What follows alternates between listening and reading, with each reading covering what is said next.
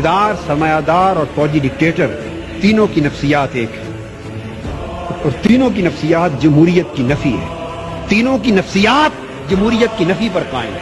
جاگیردار اس کا brought up ایسے ماحول میں ہوا ہے، اس کی نفسیات نے نشو و نما ایسے ماحول میں پائی ہے کہ اس نے جس بیٹی کو پسند کیا اس کو اٹھا لیا۔ اسے قوم کی بیٹی کی عزت، اپنی بیٹی کی عزت دکھائی نہیں دیتی۔ جس نے سر اٹھایا اسی کی چوری کروا دی، اسی کو اغوا کروا دیا، قتل کروا دیا۔ وہ جاگیردار جس کی نفسیات اس ماحول میں بنی ہے، جب وہ پورے ملک کا اقتدار لیتا ہے تو وہ پورے ملک کو اپنی جاگیر کے طور پہ چلانا چاہتا ہے۔ سرمایہ دار اس کی نفسیات یہ ہے، وہ پورے ملک کو اپنی انڈسٹری کے طور پر اور فاؤنڈری کے طور پہ چلانا چاہتا ہے، پورے ملک کو انڈسٹری بنانا چاہتا ہے۔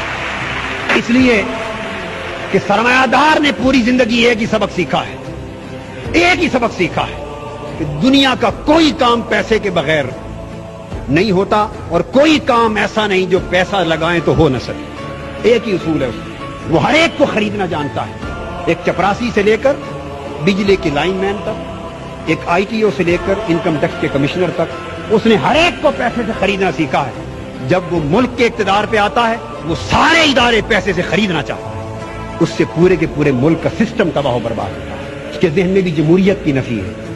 اور فوجی ڈکٹیٹر اس نے بھی زندگی بھر ایک ہی بات سیکھی ہے کہ جو حکم دوں آگے نو کی کسی کو جرأت نہ ہو۔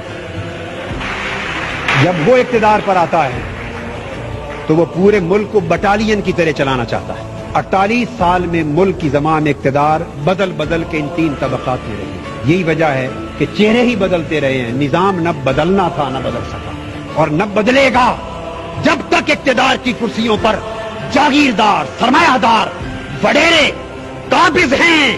اس وقت تک اس ملک کی تقدیر، اس ملک کا نظام، اس ملک کے غریب کا مقدر کبھی بدل نہیں سکتا۔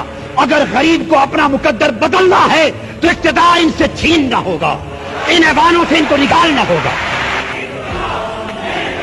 انقلاب نعروں سے بھی نہیں آئے گا، انقلاب خون مانگتا ہے، خون مانگتا ہے، انقلاب قربانیاں مانگتا ہے۔